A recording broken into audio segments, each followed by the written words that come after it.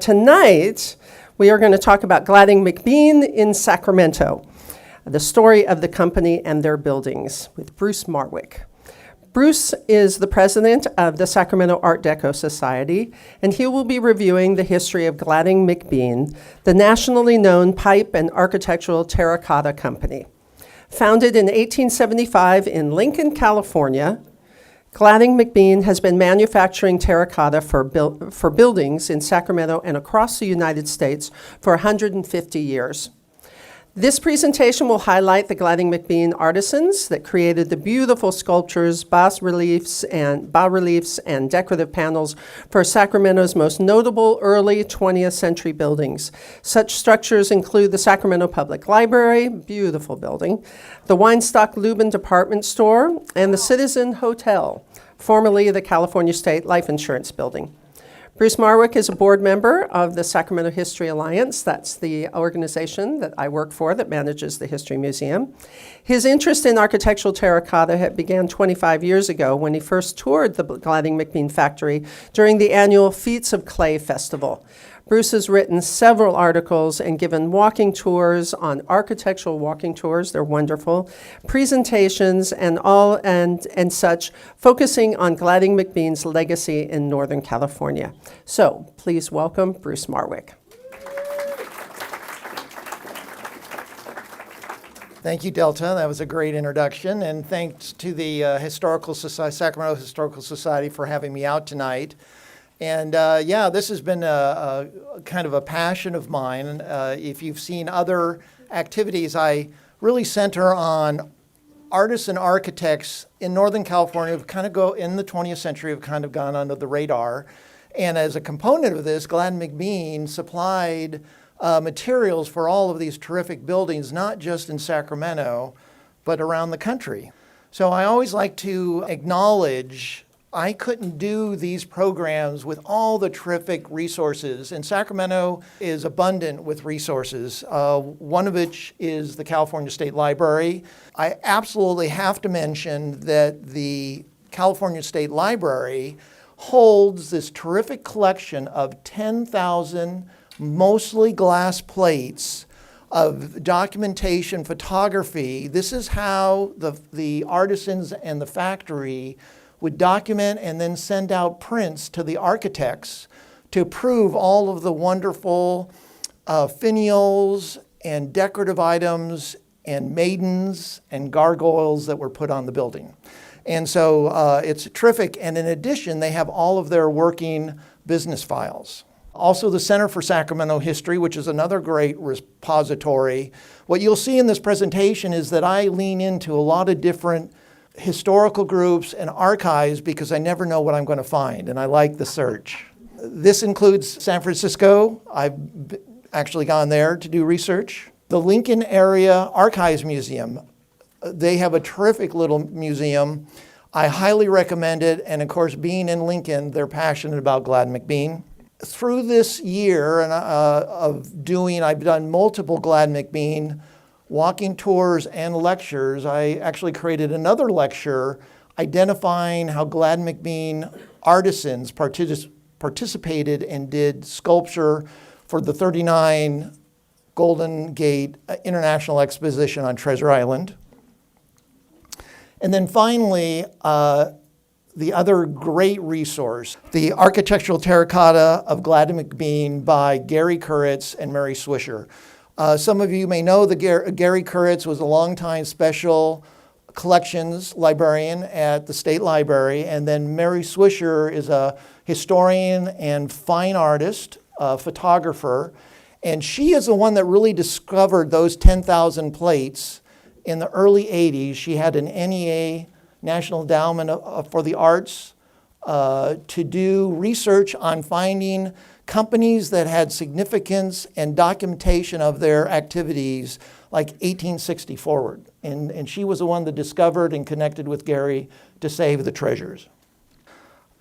This is a wonderful illustration of the plant. Have most of you been to Lincoln and know kind of where it is? And if you've been out there, in many ways it hasn't changed a lot.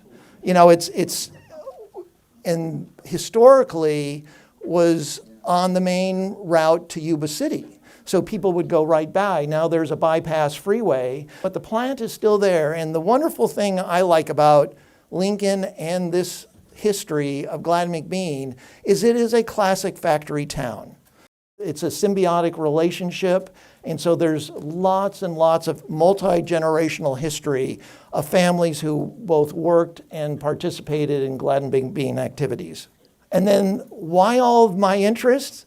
This is the 150th anniversary. Glad McBean was founded in 1875.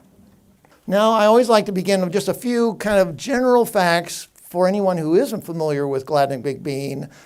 It was founded in 1875 by three men, Charles Gladding, Peter McGill McBean, and George Chambers. It's kind of interesting, they were Chicagoans. And the real connection between these gentlemen and Lincoln was that Charles Gladding had a sewer pipe company in Chicago, and he came out here to California, like so many of us, to find opportunity. And he came to San Francisco in 1874, very familiar with, of course, the processes associated with sewer pipes. He saw an article in a San Francisco newspaper that there was a fabulous clay pit or opportunity for clay in Lincoln, and he went out and he sought it out and found out that, wow, this could be a real gold mine in this growing state with this wonderful resource. So within a year, the three men were in California and they established Glad McBean. Of course, I just mentioned the rich clay deposits, and the base of Glad McBean has always been their sewer pipe. It's the engine that keeps them going. While they're mostly historically known on the West Coast, they've actually done buildings in Tokyo, in Hawaii, Midwest, Chicago, and even the East Coast. And there was an ambitious part always to Glad McBean. They were always moving forward. Starting in the 1920s and then during the Great Depression, they started buying up competitors, and it really broadened their market. Here's a classic photo of the factory, 1921. If you go out there today, the building on the left, that building is still there, and if you ever see pictures of signage at the top of a building, there are now steel buildings in front of it, but you can still see the signage at the top that says Glad McBean Company. Out of this treasure trove of 10,000 photographs are a lot of terrific photographs of just the processes. And one of the things I was fascinated by, the company is not only their product, but when you look at the photographs, it's like looking at the Industrial Revolution. It's the early days, a lot of human effort to move stuff around. There were no forklifts. So there was a lot of manpower, there were a lot of carts, moving the terracotta from molds, getting it into the kilns, getting it fired, pulling it out, getting it coated, and back into the kilns, a lot of labor. The clay pits were large enough, there was actually two of them, that they actually built their own railroad. It was only a mile and a half away, but the tonnage was so great that it was just a necessity. So this is the Glad McBean #1 engine. Below, you can see it coming into the yard adjacent to the factory, elevated with hopper cars. They would dump the clay and then make it available for the factory usage. Here's another great picture I loved. I don't know the date, obviously for a parade. What's fun about it is on the back, they actually used actual Glad McBean product. So it's hard to see, but there are a couple of statuary there. There are pots. Glad McBean still famous for their pots. And then they went and did something really wild. Now, the traditional kilns are huge. They're 60, 70 feet across. They've actually, in brick, created a little kiln. Of course, it isn't operating, it's just a visual. But then they actually then put on the roof clay Spanish tiles, which they also produced. As I mentioned, Glad McBean got very aggressive in the 20s, even before the Great Depression happened, about we need to diversify, we need to create more opportunity. And that's really when they leaned into the garden art, particularly pots. So this is a great photo from 1923. They opened a couple of showrooms. This is actually Oakland. And you can see that on the fireplace, there's tiles. I suspect that's tile by one of their newer purchases because before 1923, they really didn't have a tile maker to make, classic faience and glazed home tiles. So here's another great photo, and this comes by just putting out the story of Gladden McBean and seeing what nuggets come back. This is a photo. The source was Roger Smith, and Roger Smith, this is his grandfather. This is Evaristo Molinario. He was one of the many, many Italians and Europeans that came to Gladden McBean, to Lincoln, to do classic trained skills, to sculpt, to do pots. And he was very involved. His family was, as well was his brother. And I like it because, once again, we associate Lincoln with these huge pieces of terracotta. And here he is at a bench doing pots. Additionally, this is a name that some of you will know, Franciscan pottery or Franciscan ware. In the early 30s, Gladden McBean bought a company in Glendale called Tropico. And Tropico was one of these companies that did more fine tile, glazings, pottery. And in the early 30s, because of the Great Depression, Gladden McBean decided that we need to figure out something because we could fully go under if we don't have alternate products. So one of the products they leaned into were dinnerware, and they were hugely successful. And the two that were really big were the Ivy and the Desert Road series. So here's two companies that I've just mentioned. So in 1934, it was called Franciscan Pottery. Then they decided to rename it in 36 Franciscan Ware. Additionally, they bought other companies. A huge maker out of the East Coast was American Encaustic out of Zanesville, Ohio, which is a famous pottery town. They had factories in Southern California, but they decided they didn't want to continue, particularly during the Great Depression, so Gladden McBean gobbled them up. Another company was Los Angeles Press Brick, was the largest brick company in Southern California. They also bought up another company out of Hermosa Beach that did tile. So they were very, very active. And if you've ever been to Avalon and Catalina, that all of that is all Catalina tile. So another thing I became very interested in that was less researched over the last 10, 15 years were the artists that actually did the work. So what I have done is I've actually gone back through the paperwork, and tonight I'm just going to talk about 4. 2 actually were employees of Gladden McBean, and 2 were like I would call guest artists. They were brought in as freelancers for special projects. Now this first person, Tonelli, he was head chief modeler and sculptor for almost 30 years, and he had a very illustrious career. But I'm getting ahead of myself because what's really fun about these artists that I'm about to talk about is many were the classic immigrant story. Tonelli was born in Tuscany. He attended the Academy of Fine Art in Florence and graduated in 1900 at age 20. He then actively worked in Paris, Berlin, and New York City before getting to California. And he started at Gladden McBean in 1909 after the earthquake. Now, one of the reasons that Gladden McBean was booming in that era was, of course, the earthquake happened in 1906, and the entire city had to be rebuilt. Here's a great classic picture. So this is also in the collection of 10,000 images. So not only would they document product, they would also, at the end or the completion of a project, all climb up on it and get a group shot. Now here's more of an artsy shot. They all have their berets on. What's fun about it is it shows the camaraderie. Now as you look at it, the gentleman on the first row on the right, that would be Ernesto Molinario, Evaristio's brother. And he was the one that took most of those 10,000 photographs. The person I want to really focus on, though, is Pius Oscar Tonelli, who went by the nickname Pio. Obviously, Pio is much better than pious. And he's seated with his youngest son, Willie, and Willie went on to be a sculptor and modeler as well. And this is when Willie is 18 years old. Now I'm just going to show you a few examples of the skill of Tonelli. So these are 4 life-size figures. They are on a carriage that they actually called an easel. In the 3rd floor of the modeling building, they had about 8 of these huge easels.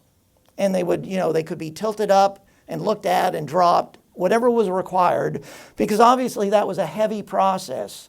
These Roman figures are for a 1916 building. Here's another shot. Also, it's terrific, the detailing. One of the things that's a little bit of a mystery on these is because of firing and casting, they were typically done in multiple pieces, a lot of pieces.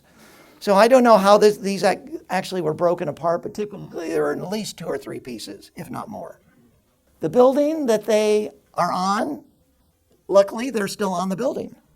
This is a Yolo County courthouse. And you can see the figures at the top. They're still there. Now, Yolo County has built a new courthouse within a couple of blocks of the old courthouse.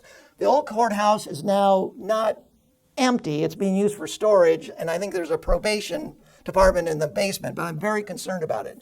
So it's one of my passion projects for the next year, just kind of keep alert to what's happening with the building. Another building he worked on, this is the LA Pantages Downtown Theater, not to be confused with the Hollywood Pantages. This is just a few blocks south of Pershing Square, if anyone's familiar with LA. This building is classic Beaux-Art. It's got all the bells and whistles. But another irony is that first shot I showed you where Tonelli is looking up at a full-size female maiden. Well, it turns out that in this hectic, busy environment of LA in the 20s, right there above the awning is the statue or the bas-relief of the maiden. And here's the irony. When it probably was put up, there was no awning. But this is a theater. And of course, they wanted to make more amenities. So sadly, within a couple of years, this beautiful thing that he obviously toiled over is now covered by an awning. He was the master. He was the director of all of the artisans. So that whole building is terracotta. So yes, he probably indulged in this one maiden, but he was involved in all of this building from top to bottom in terms of terracotta. And here's just a nice detail of the maiden. Another gentleman that I've done a lot of research on is Carlo Taliebu. Glad McBean moved to Tonelli. They decided, you are so valuable, we want you in San Francisco where you can meet on a daily basis directly with the architects, predominantly in San Francisco. So they set up a studio for him, and from then on, he was in San Francisco until he passed in 1942. Because of that, he was such a force of will, Glad McBean immediately hired 2 additional artisans out of Florence, one of which was Taliebu. Another terrific immigrant story. He was raised by nuns in an orphanage. He received financial aid or help for them to get to art school. He attended the Brera Academy of Fine Art in Milan. Then what happens? World War I. He has kind of he was an ambulance driver. He had a tough road through World War I, but he was very enlightened. I eventually found his 2 granddaughters. One lived in Southland Park and the other lived up in the foothills. They told me that Carlo, in addition to being a character, loved opera and loved challenging crossword puzzles. And I just thought that was very cute. Another great resource is the State Library has these professional cards.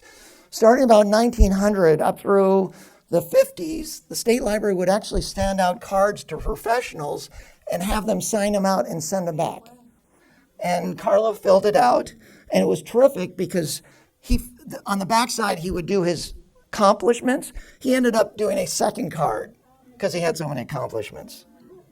He came here in 1924 and immediately loved the experience, but he had a problem.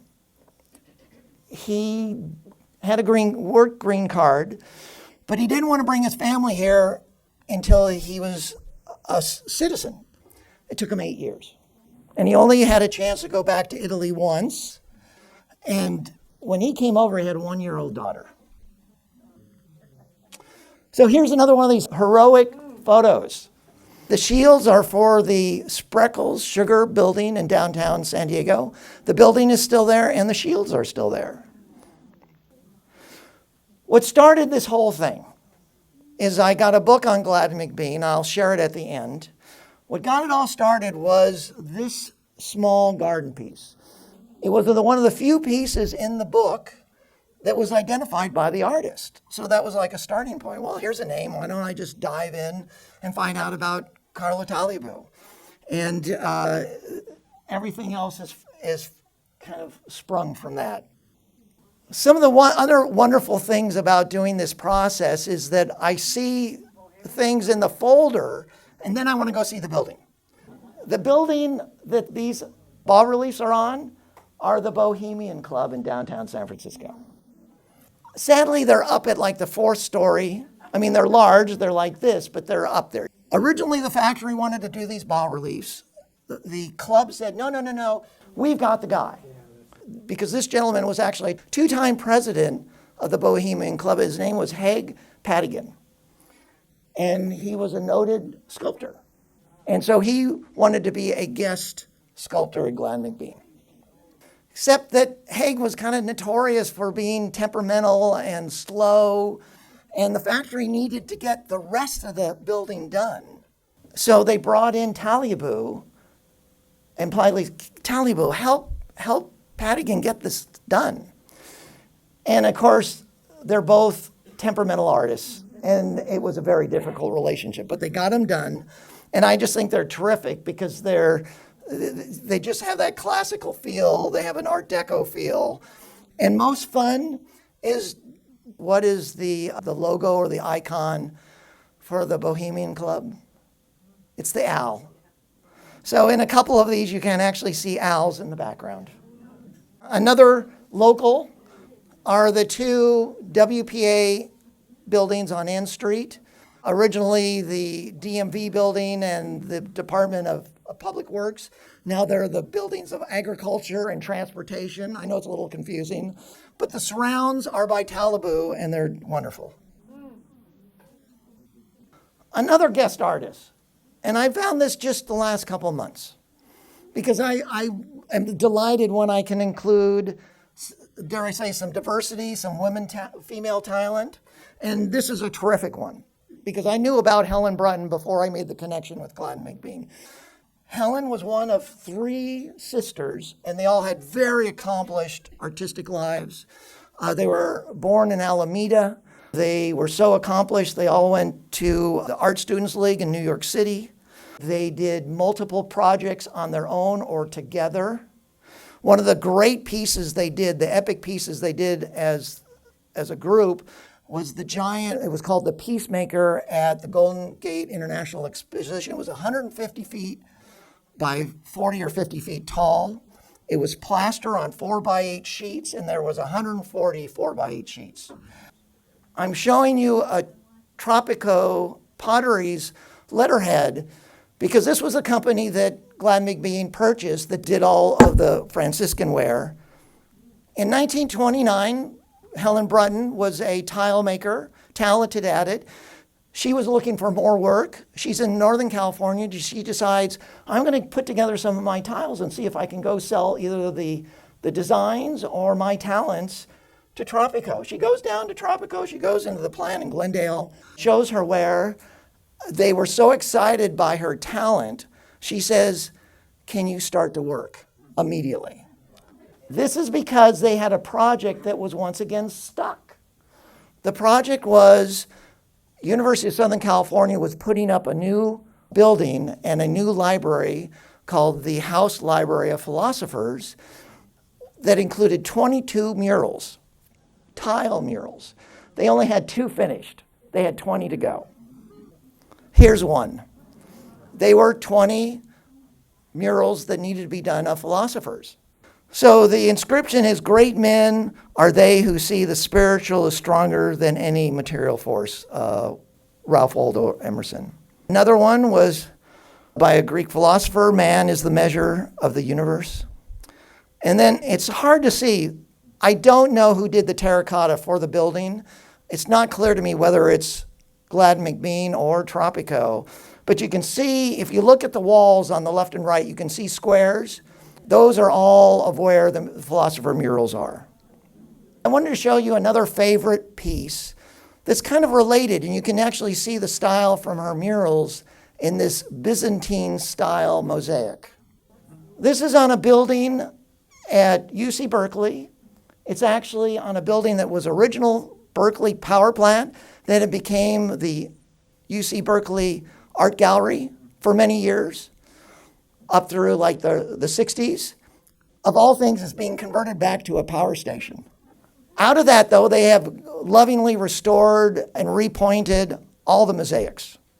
And there was two. There was a left and a right.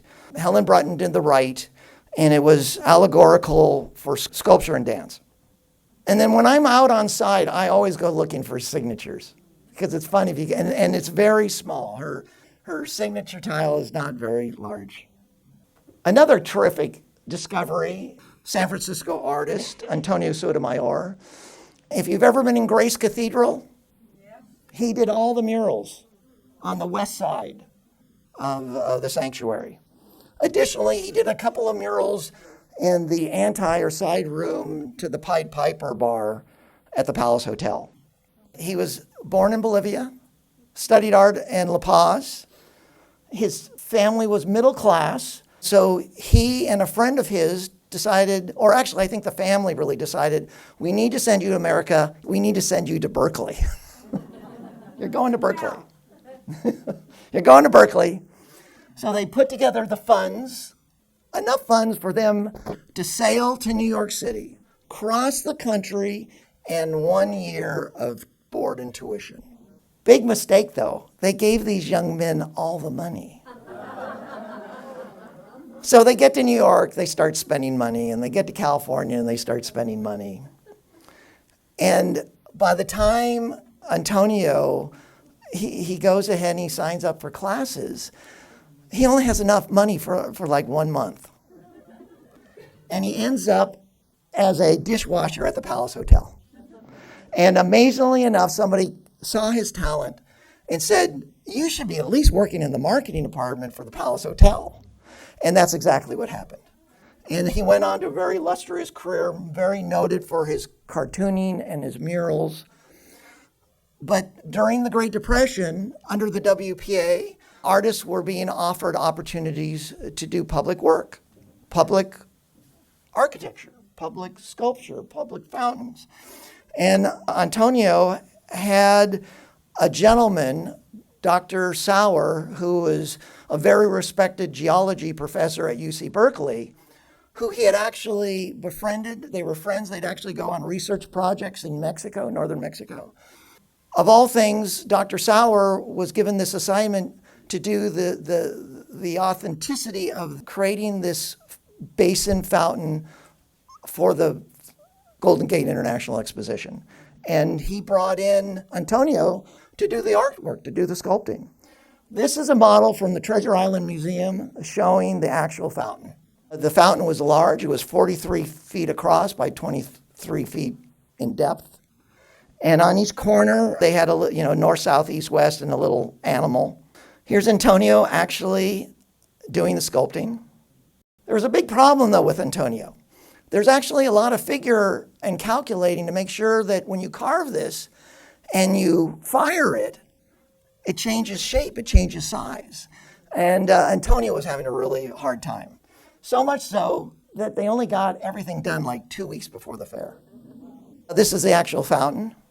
In the middle were whales with spouts. Gladden McBean actually made these whales. And they were so sought after, they went and did another dozen. One of the mistakes, though, that Antonio did is he didn't know about the anatomy of a whale. He did the vertical tail like it was a rainbow trout. So if you're into preservation, this is the next thing is going to shock you a little bit. So the Navy leaves in 1993, and the fountain had survived outdoors, not in a building anymore, but it was broken up, and here it is. Tons. And it's been a fantasy of the Treasure Island Museum to get the money and get it reconstituted. Glad being in Sacramento. Now, of course, many of these buildings you're going to know. Memorial Auditorium, you're very familiar with. I'm going to share with you tonnage. This was a large, heavy industry maker in Lincoln. And then they were taking this stuff and hanging it on buildings, and it had to survive. And it has. And to me, that is just a terrific accomplishment. Out of that, though, is kind of fascinating. The buildings vary much in how much weight. Now, for a memorial, because it's heavy usage of brick, it only has 100 tons of terracotta. This is the Citizen Hotel.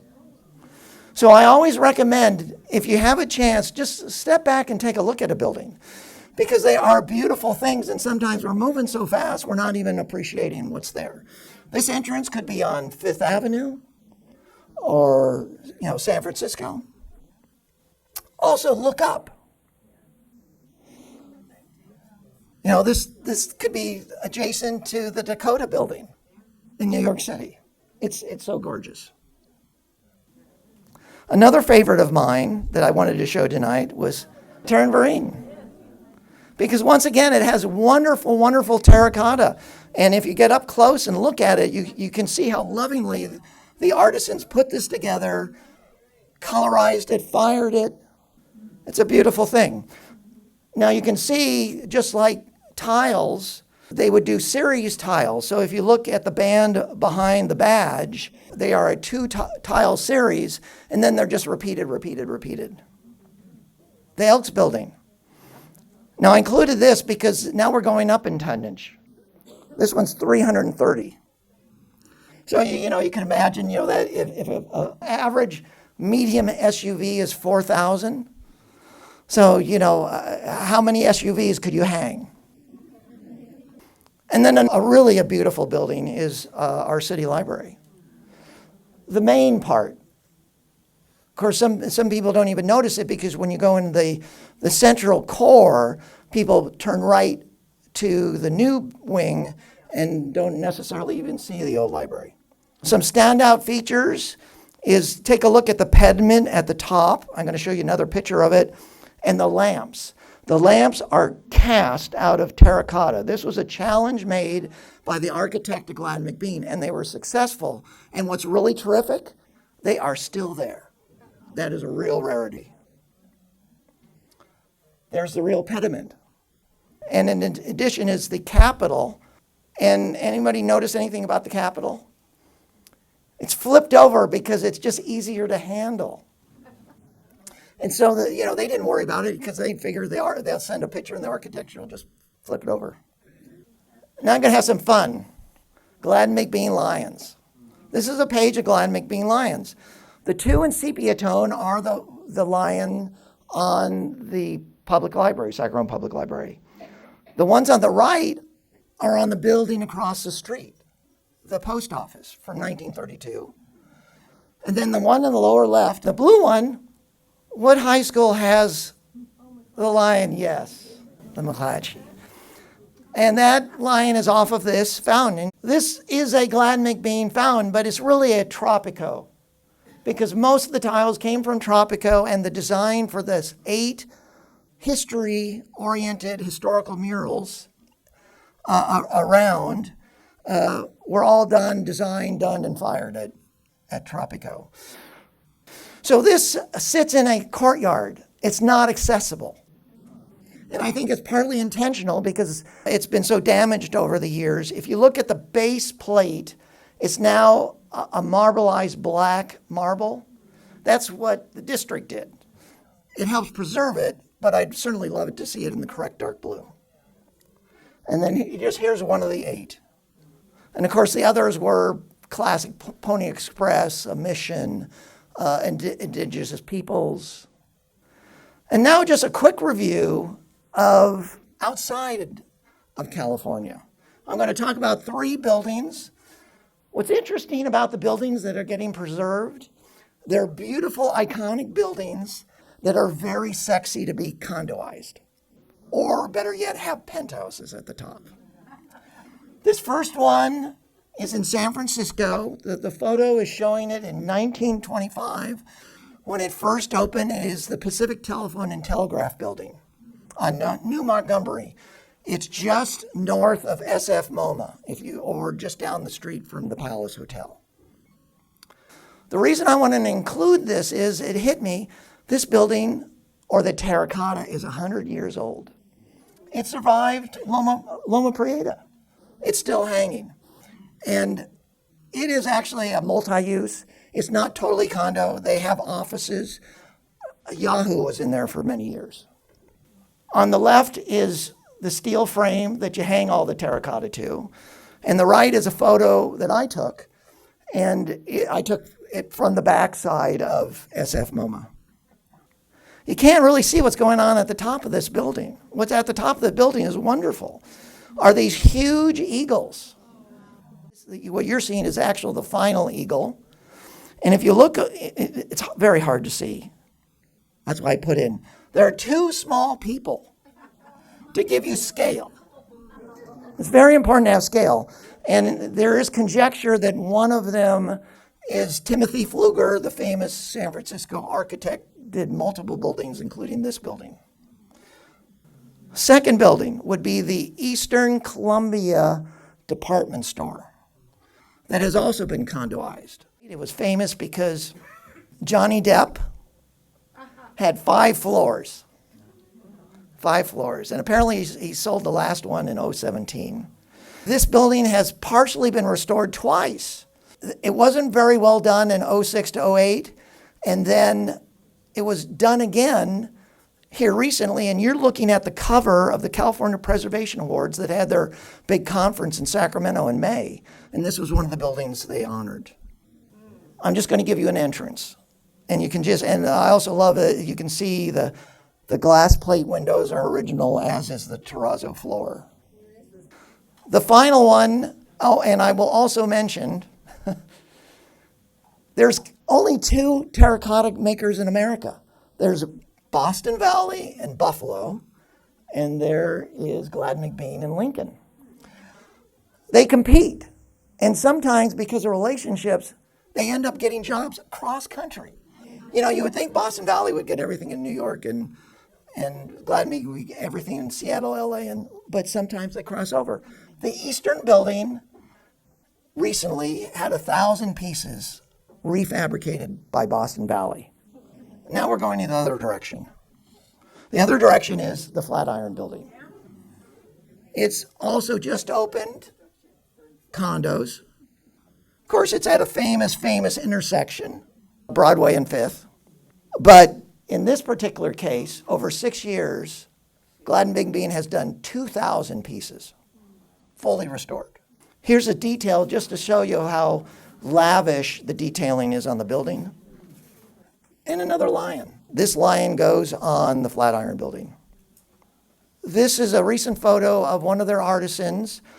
On the left is the old one, and you can see it's discolored and it's black in spots. And then a new piece, and then right behind it, he's working on a second piece, and it's floral, so that's why it's kind of hard to tell what's going on. I began with showing those workers in front of the old kiln. Those kilns are still getting used. But this last photo really shows, once again, the bread and butter of Glad McBean. And this is looking out from the 3rd story of the modeling room at Pipe. And those are big. Those are 8, 10, 12 feet long. Those boxes in front, those are all the connectors. Those are just connectors thrown in boxes. So finally, I promised that I was going to talk about 150 years of eagles, gargoyles, and maidens. So this was the original concept for the Pacific Telephone Building. This is a gargoyles. I don't even know what building, but they're wonderful. And then this is a maiden. And I just thought it was wonderful. And it turns out she's not 20 or 30 or 80 years old. She was done in the last 15 years. So they are continuing to do maidens. Thank you for attending.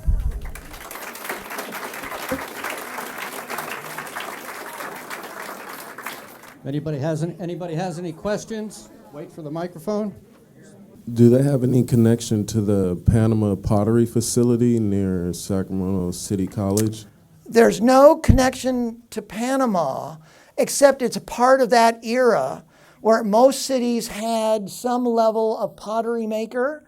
And so what was being done in Panama was very, very similar that was doing on Tropico and being done in Glad and McBean. And that's a great example because, most of those, dare I say, local institutions have just gone by the wayside.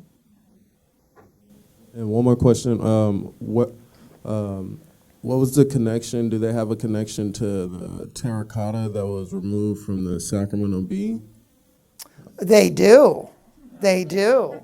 So the terracotta, that's one of my work questions in terms of researching terracotta. So in 1902, the McClatchy family put up a new building on 7th Street, Sac B, and part of that facade is actually in the Sacramento History Museum. And I'm on the board, so I can easily shout that out. And it's partly there because Eleanor McClatchy was a passionate historian, collector, wanted to retain the history of print and the printing press. And so we're lucky to have that. Now, there's an additional story. The whole facade was not saved. It was saved when the West End project, and they leveled most of the West End between, the Macy's and the riverfront, except for Old Sac, and Eleanor McClatchy had a lot to do with that. There was 2 large bas reliefs of a printer, and it's the classic picture of a guy on the classic printer cranking it. There was a left and a right at the 4th story. There's actually one at the History Museum, but it's not accessible to be seen by the public. There was a second, though, in the McClatchy reception area, glass reception area, and with the building just coming down, that was saved. But that has a complicated story, and I won't go any further on that. So yes, the good news is they're wonderful that we have pieces of it. Some of it's at the center, some of it's at the museum. The more complicated question, I'm right now trying to figure out who did the terracotta. I'm not sure it's Glad McBean. It's probably one of 2 others. There was 2 competitors to Glad McBean, and they were N. Clark and Sons. N. Clark was Nehemiah Clark. He actually started in Sacramento. And then the other was Steiger. And Steiger, I didn't tell the story, but Steiger actually had the contract for the main library here in town, and their plant burned. And the ownership decided, wow, we're getting a pretty good insurance check. Maybe we should just call it a day. And they did. But they called Glad McBean, and Glad McBean, they had already completed the modeling. So Glad McBean offered their services. They hired the main sculptor for those elements I showed and brought him to Lincoln. And for the kingly sum of $820, he reconstituted all of that statuary and capitals I showed you. So great question.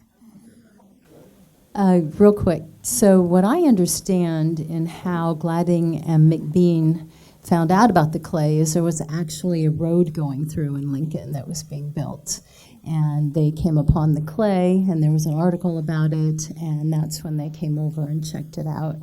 That's a story I understand. And then the second thing, I just want to do a shout out, since Lincoln is in Placer County, the Auburn Courthouse has a lot of Gladding McBean terracotta.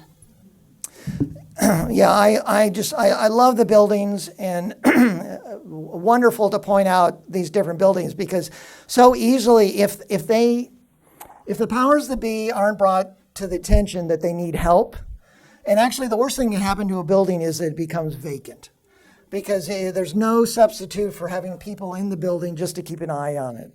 And so you're absolutely correct. And any town I am in, I always treat myself. I love to walk a city and just check out the buildings. When they redid the state capitol in the early 70s, they took a lot of the statuary above away, and they wouldn't allow them to reinstall it. I didn't know where they put it. Well, that's another fascinating story. And that's a whole separate subject. I was just speaking with somebody about the Joint Rules Committee, and I won't go any further than that. But what I will say is I have my own, yet another passion project. On the east side of the annex were, let me see if I get the right, there was 15 aluminum panels by another artisan by the name of O.C. Malmquist. Malmquist was part of this community. Malmquist would have known Tonelli, would have known Talabou. They were all doing art for the Golden Gate International Exposition, but of course they weren't doing it for Glad McBean. They were just doing it as artists. And those panels, I can't seem to get anybody to say a word about them until they disappeared. I shouldn't say disappeared, when they went into storage. They're in a crate someplace. But the 5 main ones, the lower ones, the top ones were flora and fauna, but the main ones that did, I think, education, science, business, state seal, and agriculture, those are the 5, were our best Art Deco pieces in Sacramento in terms of really artistically done. And I can't seem to get, I don't know if they're going to go back in the building. I'm guessing not. But, it makes me crazy because I want to know what happened to them. And they are part of our history, and in theory, we all own them. Maybe. My family is Dinwiddie Construction, San Francisco, that built 32 Macy's, the B of A, the Transamerica. But my father was building the Getty Museum in Malibu. And he was using the tile, and he was so proud of it. And I got a piece of, the 12 by 12 inch from the terracotta as the Getty Museum in Malibu. And then I went to Burbank and found the resale of Franciscan china, and I bought 48 plates of Franciscan without any decoration, 50 cents a piece. And then at Gump's, my family, Greg Condos, who had an art gallery in San Francisco, was always going to Gump's, and he got all the it's not the porcelain, but it's the terracotta that we all have. And I just gave it to Greg's son because there was too much. But Gump's,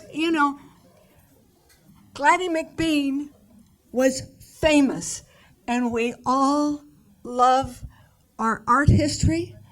And we thank you, Bruce, for bringing all of this to us right here. Well, thank you. Thank you.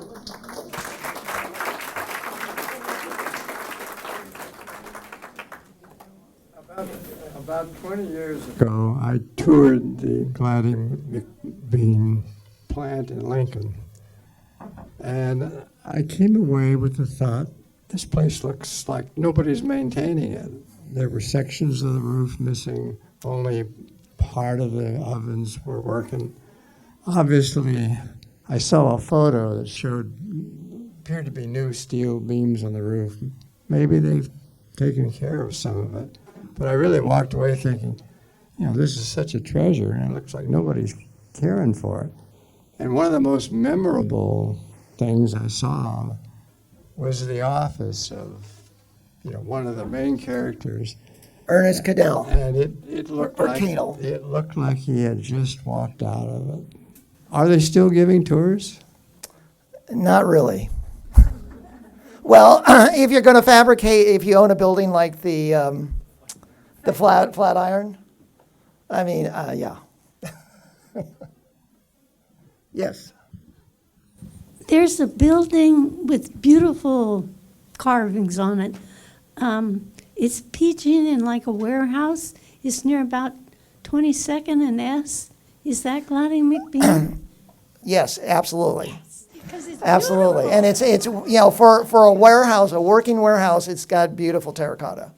The other thing is, are plastic pipes endangering their clay pipe business? So interestingly enough, I think, and I don't have it in depth on this, but as I understand, because a lot of cities adhering to, environmental regulations, one of the things the factory always likes to say, and I shared it to someone tonight, is that, the simplicity of their product is it is clay and it is water and it is heat. And a problem with a lot of the plastic or the synthetics is that, as they degenerate, they're purging bad stuff. And a lot of cities, I mean, the reason they have that pile of stock is because they are going to move that stock. So I think within reason, they will continue to persevere.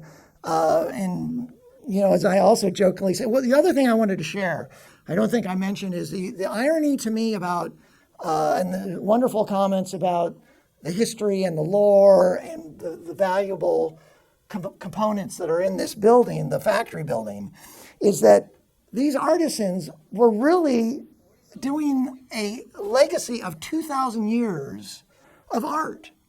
I mean, they were trained like they could have done this in the 1600s or the 1200s or the 200s. I mean, they were really, so from that standpoint, there is a real legacy there. And, the Romans, we had this, I'm excited about this. The city had this problem with the concrete cantilever with the train bridge for the Rio bike trail, and it ended up being bad concrete. And maybe it's unfair, but I'm thinking, wow, I mean, we've been doing this in the Western world for 2,000 years, and I'll leave it at that.